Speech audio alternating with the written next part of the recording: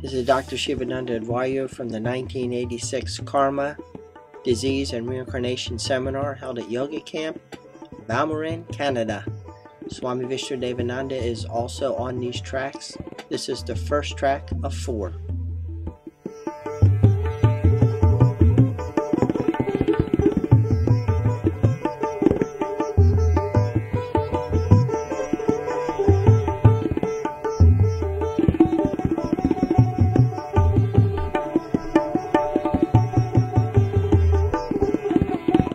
Dr. Sivananda Advaryhoo is scheduled to speak this evening. I see the schedule didn't contain it, but Dr. Sivananda Advaryhoo, who is the last distinguished visitor that I will introduce on the schedule, who will be speaking tonight and Thursday morning.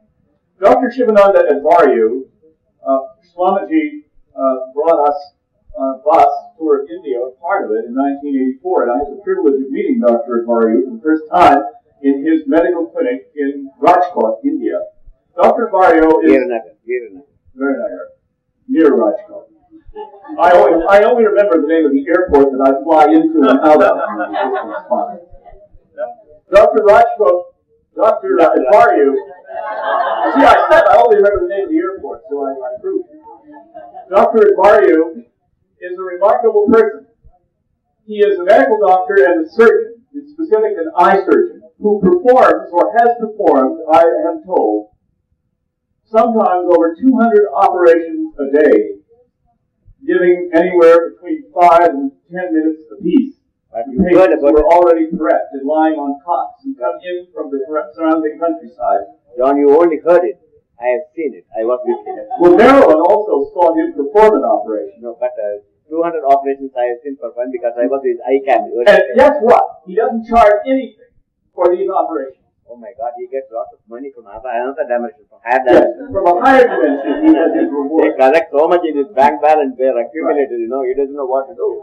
But this man was named Sivananda by his guru, Master Swami Sivananda of Rishikesh. His name is Sivananda Advaryhoo. He must have given the title as his own name as Sivananda. His real name is Advaryhoo, and so put Sivananda as the first name. We have very seldom met people like this, and he's who have spent their lives in helping poor and needy people, and especially those who can be helped with this very great skill. Now, the thing I didn't tell you is that Dr. Advaryhoo is not 28 years old. Dr. Advaryhoo is 80. And he still performs these operations without a tremor in his hand. 200 patients a day, not charging. How old Krishna Bernard is? Dr. Krishna Bernard, how old he is? I don't know, not probably more than 55. No, in his how much? 57. And he has already retired because his hand is arthritis, he can't do any more operations. And he's 82 performing operations. But I think that Dr. Advaryhoo has a better cause to keep his hands flexible and steady, and may the Lord ever keep them so. And I really feel humble in his presence because he is truly a great soul, and it's a great privilege that I introduce him to now. And I understand he's going to talk to us.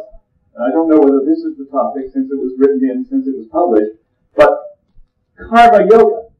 Now all of you know what karma is. What you sow, you will reap. These are inauthentic behavior. I just decided to show a color slide of karmic diseases. You won't believe it until you see it. I am arranging a color slide show. And so you believe karma yoga.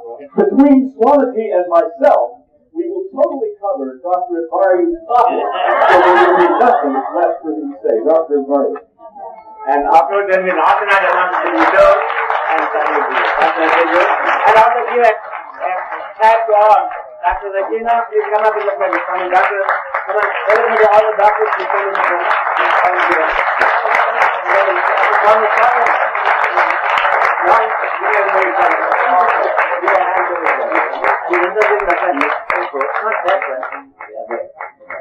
Come on, everybody, please come and view.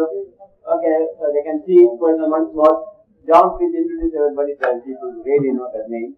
Yes, so you will know who is who. Okay. The man on my far left with his hand extended is Swami Vishnu-devananda. His Holiness. His Holiness. His Holiness No. Holiness. Swami Vishnu-devananda Maharaj. Holiness. Not holiness. Give him all of his titles. And on my left here is Mrs. Bernard Grad, Dr. Bernard Grad.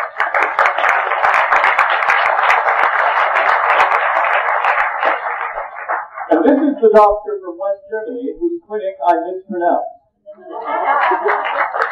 And where my healing agent was placed, that's why the whole conference started there. Yes, this whole conference, incidentally, I neglected to say, started in the Himalayas when Swami Vishnu recognized that he had frostbite, and the Indian army came in and took him out, and the jeep had an accident, and he ended up both with the accident and the frostbite effect in New Delhi, and had to find out somewhere to go to have it treated.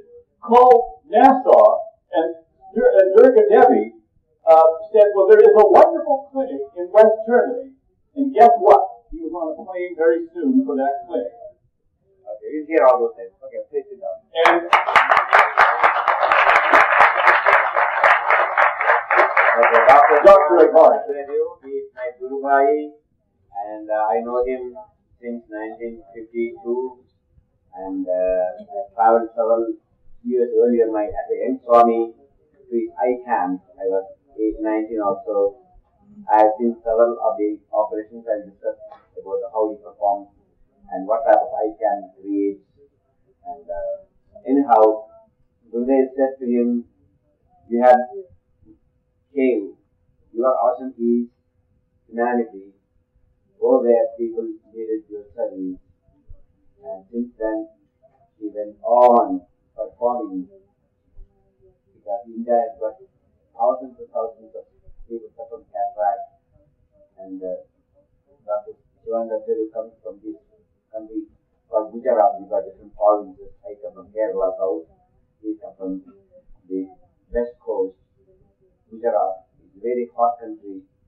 Summer you can get 110 degrees in the shade, and the wind blows literally hot air because of the fan. And those days he performed during summer days. The schools are closed, and 3-4 people all over in hot climate, desert climate, they all have cataracts, no food, nothing. So they send messages. They got no radio or anywhere to inform these people in the villages, and they use a tom-tom that way. When they use a drum and announce to the villagers, there's an eye camp, such and such place, and where is the hospital. You use any school, close high schools and so forth. So many schools are there. They use that high school as a temporary hospital, both not only to operate and to give medicine, but also the same place should be used for feeding them.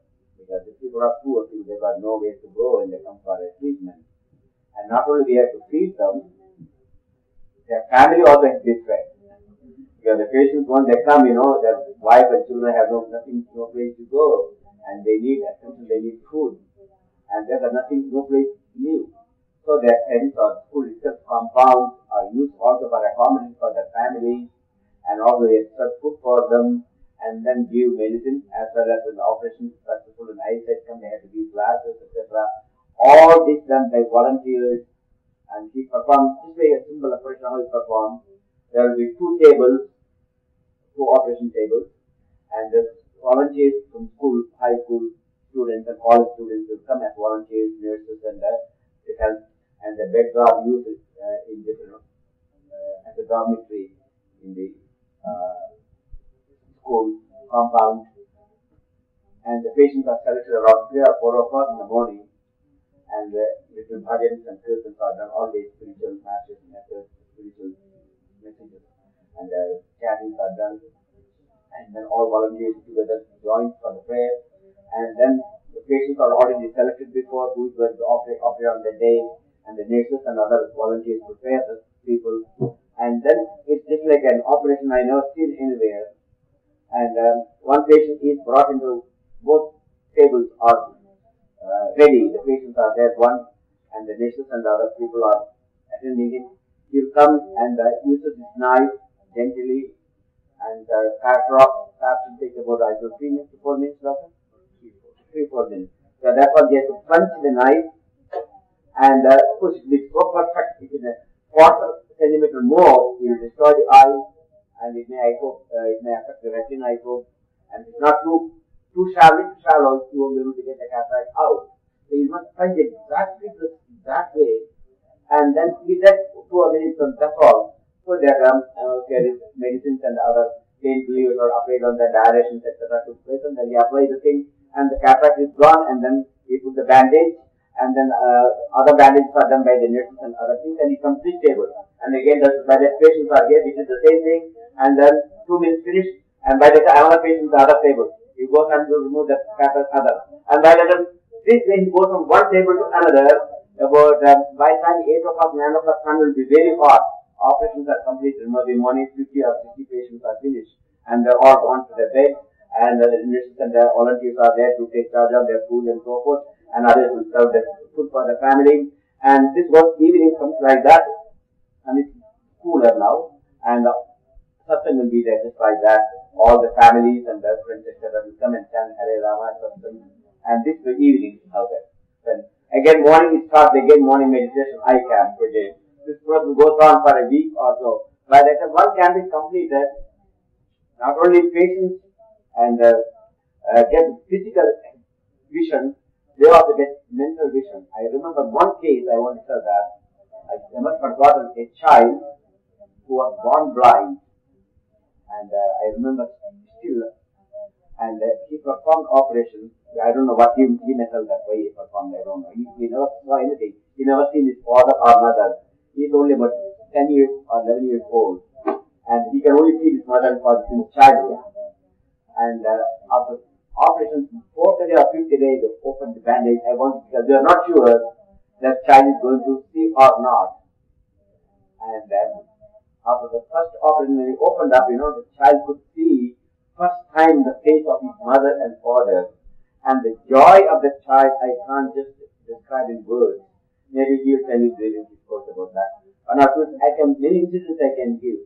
But anyhow, Gurudev's instruction is followed strictly. Go and serve the humanity, help them.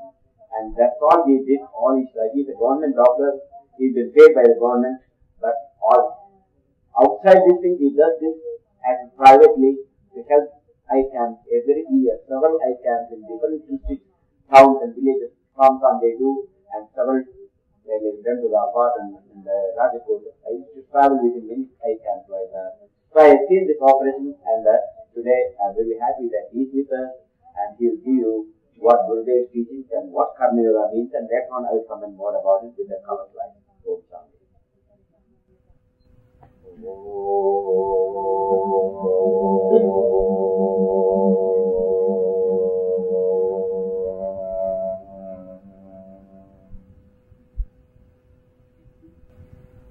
My dear brothers and sisters of Sivananda Advaryhoo, my mental prostrations to you. Privilege for me to be at the feet of Swami Vishnu and to be amongst you when we talk something which is a very useful point in the human life. In this hall, there is a yogi, and there are a number of us who are trying to be a yogi, rather on the path to Purnam. My impression is that everyone has got a different conception about yoga. My experience in Europe in talking to the people, that yoga has been connected with miracle, something unusual like. People think the yogi is one who has got big beard, shreta on the head, big frightening eyes. He lives in the forest, he eats leaves, and does all pure ways of life. That's the impression, and many of the youngsters, I mean to say. We today, or during this week, want to consider or I want to place before you what yoga is. Dr. Rasna has spoken to you something about it. I want to clarify. Usually, word yoga and yogi, one who practices yoga is called a yogi. We call Swamiji as a yogi. You are all on your way to yoga. But it must be related to science. Anything, may it be a part of the religious practice or yogic practice, if it is divorced from the fundamental principles of science, it fails. Hence, I want to place before you in a very simple language what yoga is and what yoga is not. The first thing we want to learn what is not yoga. Miracle is not yoga. Some people think, I have a number of questions coming to me.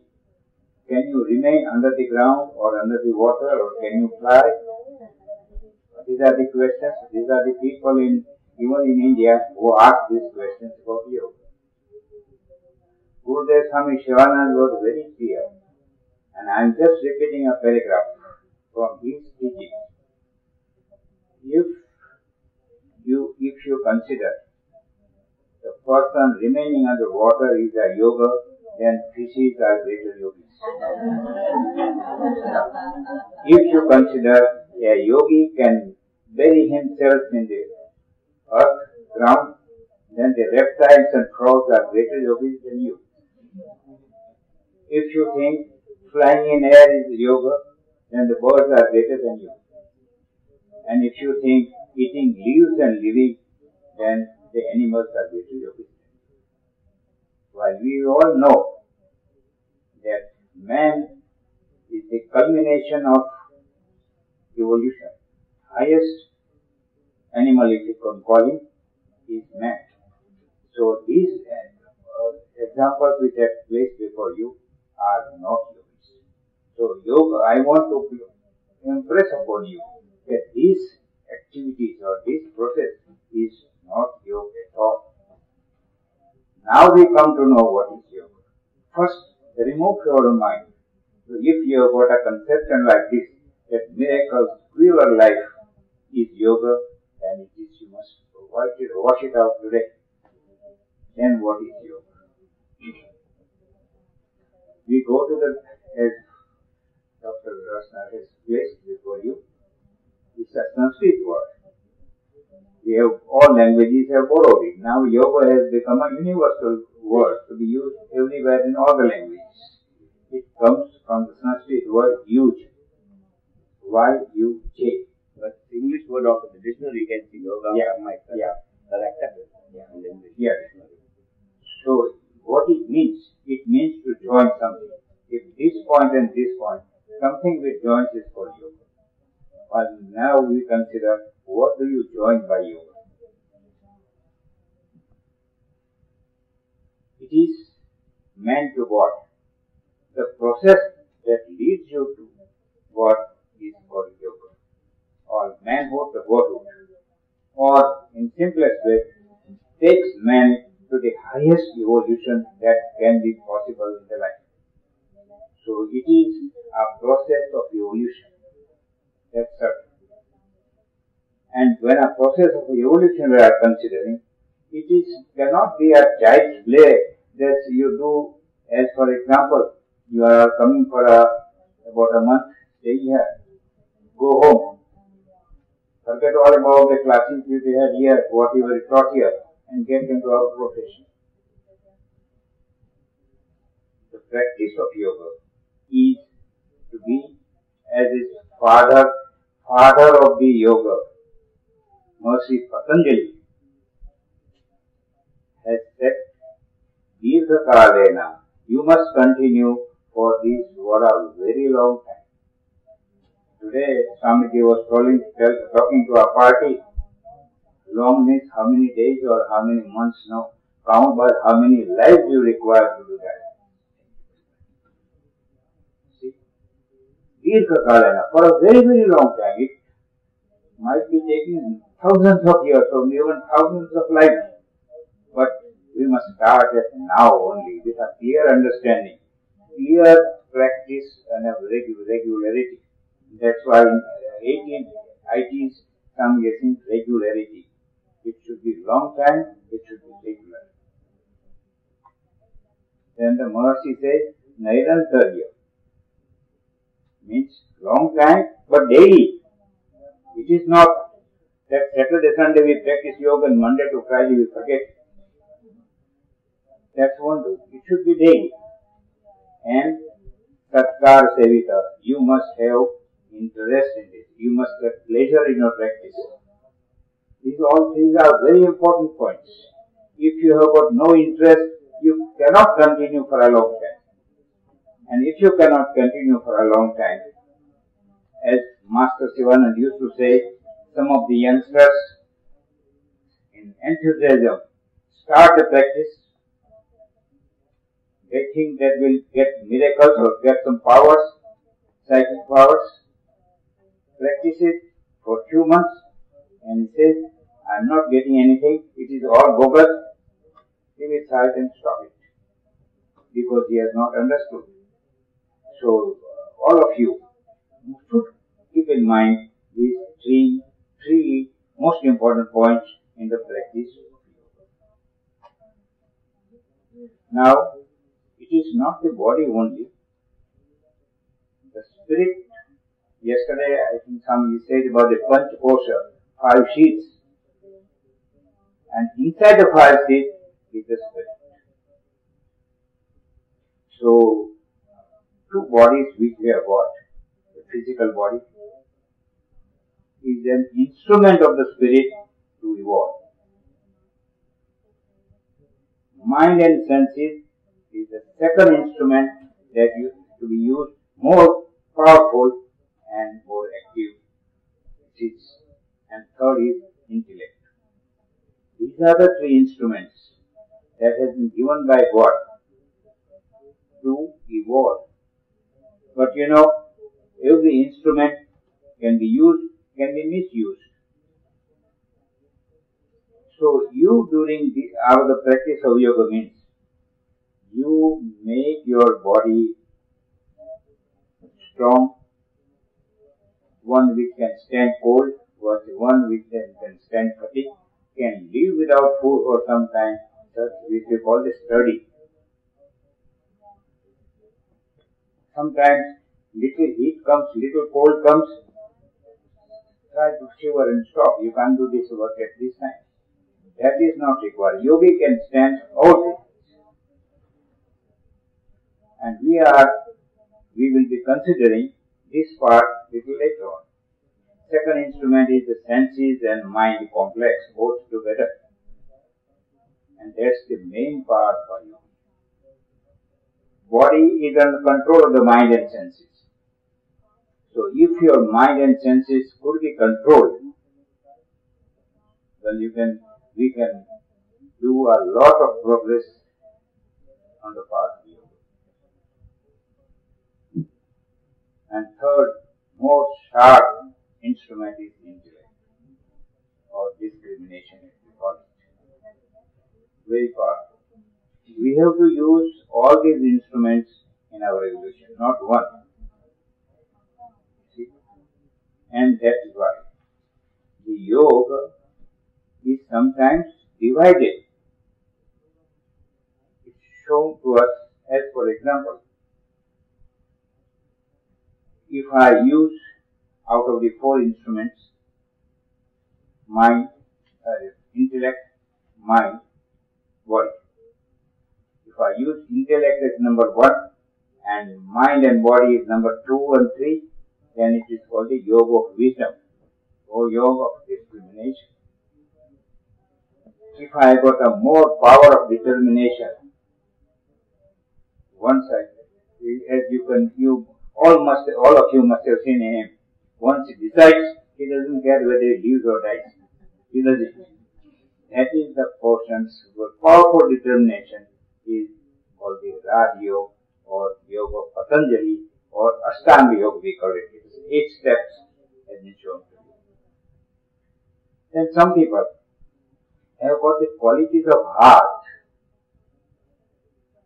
which is compassion. Such qualities are the few persons who take this as a prime organ is called the Bhakti Yoga, Yoga of devotion. And somebody has got a strong body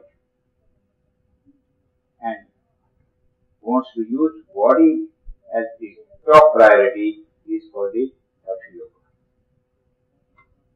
We are all practicing Bhakti Yoga is a part of the Raj Yoga. So we are all, majority of us are on that path. And last remains when you got good body, but good art in the hand, do some work, is called the Karma Yoga, Yoga of action. You have heard something about Bhagavad Gita, which is strongly favors the Karma Yoga. That's why we have seen Karma Yoga, Yoga of Karma, Yoga of devotion, Raj Yoga and Yoga of wisdom. But remember that these are not a separate parts. If a Raj Yogi says, I have no faith in devotion, Yoga of devotion, you won't succeed. All of you must have seen the rainbow. You know there are 7 colors.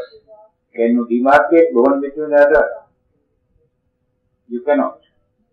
Similarly, these yogas are woven into a rope. You cannot separate one from the other. If you separate, your progress is definitely hindrance. So these 5 things. But Master Sivananda went one step further. And I think so far as my knowledge goes, he is the first man to tell us what is yoga of synthesis. You must have intellect, you must have the determination also, you must have the qualities of heart also, and then you must have, your body also must be strong, but you must have the desire to serve also where you can do somebody. And mixing of all these things is the yoga of Shiva or the yoga of synthesis. This is because if I am ill, doctors give me medicine, but if I take medicine, if I take rest, and if I take proper control of the diet, my progress, my healing will become much faster than you can do by this way. So for all of us, who are the commoners, should have always yoga synthesis in your mind. You must make your body steady, your mind controlled. We'll come later on how to control the mind, or some you will say that. At the same time, you must have this scientific outlook of life. One sister today asked a question to Swamiji. I'm trying to concentrate, my mind does not remain. Well, that if you ask a question, everybody will ask the same question, everywhere. But who puts a question is not very sincere on it. Sometimes people ask a question to know the knowledge of the person whom you ask. If you make a practice, then your difficulty arises, and you can say what difficulty is there. But that's a common difficulty. Swamiji, I go for meditation, my mind does not remain. And what reply he gave to me? It is something like a child in the first year, beginning of education, and ask him to talk about the master's degree.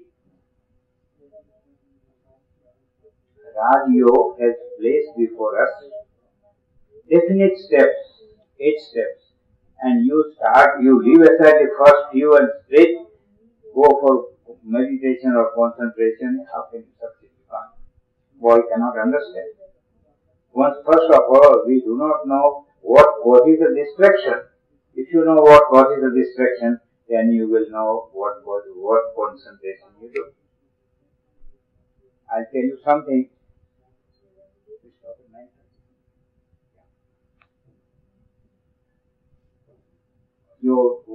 Our whole question or complication for all of us is the distraction of mind.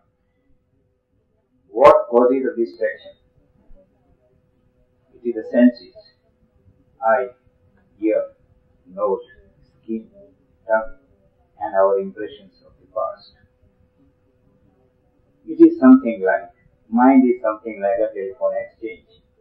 Every telephone coming to it and keeping their body active. So eye sends this telephone message, the ears sends, the nose sends, or our memory sends. Keeps in distract. For suppose the electrical connection is gone, what will happen? Or the battery of the telephone has been run down, it won't work. So we should try scientifically to reduce these messages to the mind. These messages are sent by our senses. That's why I told you senses mind complex. But you know that our telephone will not work in absence of the electrical current. Same is the condition of our mind. Our senses cannot work unless the energy is supplied to them. What is that energy? In yogic language, it is called prana. In other words, we call it energy. It is flowing in the body, and that energy is supplied to the senses, telephones to the mind. Where does the energy come from? It comes normally through the food, but greater part it is represented externally as our respiration, breathing. So if you can ration out this part of it, then our success in the matter of concentration will definitely increase. First and foremost part would make the body absolutely still like a piece of rock. You must, when you are doing all these asanas, simultaneously, you should practice that your body remains like a slab of wood or a stone, not moving at all. I have seen Swamiji a number of times in this position. So what happens?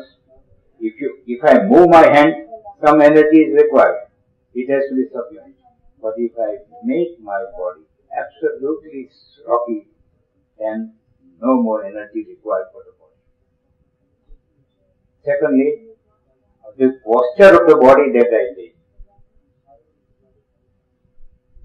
that should be, you have been taught Padmasana, Siddhasana, but I am asked physically, this is the rock or the foundation for us to sit. See? Foundation for us to sit, and then the body should be at right angles to this body. If it is at right angles, no energy is required. It will remain itself. But if I sit like this, likely to fall down, my muscles at the back